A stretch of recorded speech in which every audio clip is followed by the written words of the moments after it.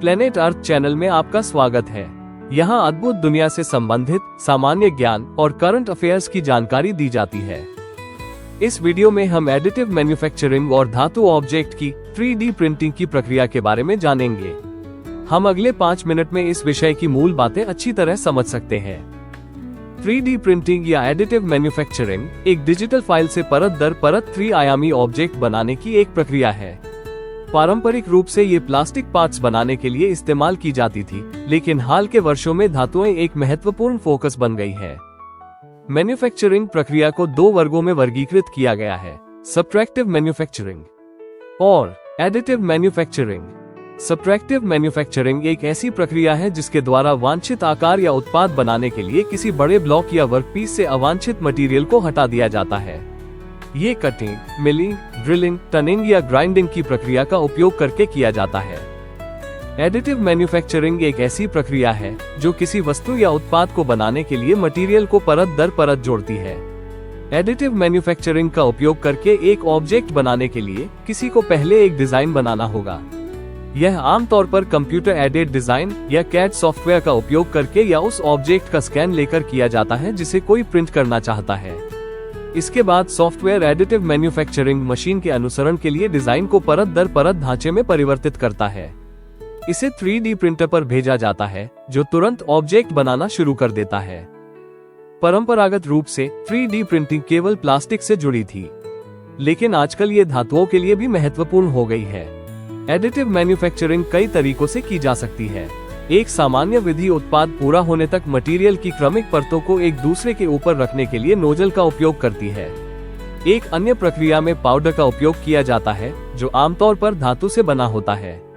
यह एक मशीन के अनुभाग को पाउडर से भरकर और पाउडर के उन हिस्सों को पिघलाकर जिन्हें आप एक ठोस हिस्सा बनाना चाहते हैं, परत दर परत पिघलाकर काम करता है। ऐसा करने के बाद आपके ऑब्जेक्ट से सारा ढीला पाउडर गिर जाता है। ये लेजर या इलेक्ट्रॉन बीम का उपयोग करके किया जाता है। एक अन्य तकनीक में पाउडर की परतों को एक साथ चिपकाने के लिए पॉलीमर का उपयोग किया जाता है। फिर इस हिस्से को भट्टी में रखा जाता है जहां प्लास्टिक पिघल जाता है और पाउडर एक साथ मिलकर ऑब्जेक्ट बनाते हैं। हम कुछ ऑब्जेक्ट के उदाहरण देख सकते हैं जिन्हें 3D प्रिंटिंग द्वारा बनाया गया है। ये डेंचर, इम्पेलर, वाल्व बॉडी और आभूषण है। कंपनियों ने अब ऐसी मशीनें विकसित की हैं जो कम समय में ऑब्जेक्ट का उत्पादन करने के लिए एडिटिव और सब्ट्रैक्टिव मैन्युफैक्चरिंग का एक साथ उपयोग करती है। धातु ऑब्जेक्ट की 3D प्रिंटिंग के ये फायदे हैं: 1. उच्च शक्ति और स्थायित्व। 2. उत्कृष्ट तापीय और विद्युत चालकता। 3. घिसाव और संक्षारण प्रतिरोध। 4. जटिल आकार बनाने की क्षमता जो पारंपरिक तरीकों से असंभव है।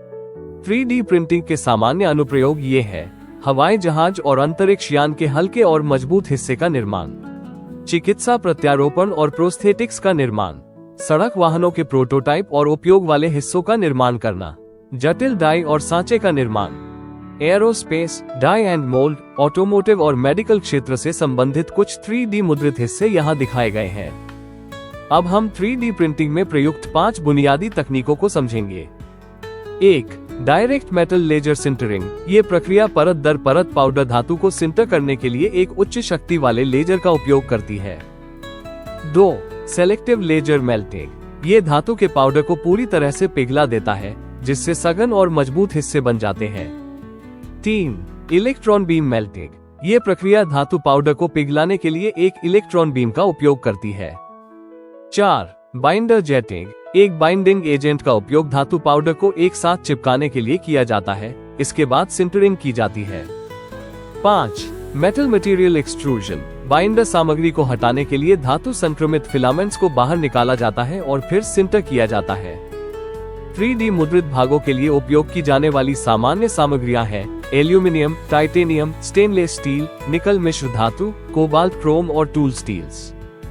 3D प्रिंटिंग के अनेक लाभ हैं: डिजाइन की स्वतंत्रता के साथ जटिल आंतरिक संरचनाएं बनाएं।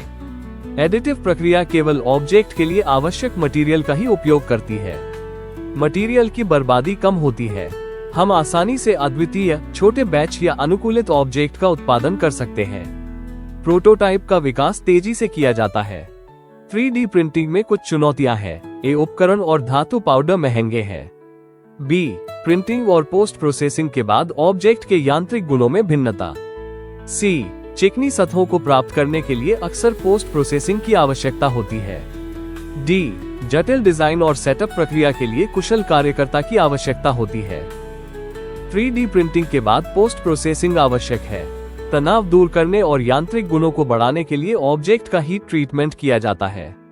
सटीक आयामों और सतह फिनिश प्राप्त करने के लिए मशीनिंग की जाती है। सौंदर्य में सुधार और खुरदरापन कम करने के लिए पॉलिशिंग की जाती है। संक्षारण प्रतिरोध और अन्य गुण जोड़ने के लिए कोटिंग की जाती है।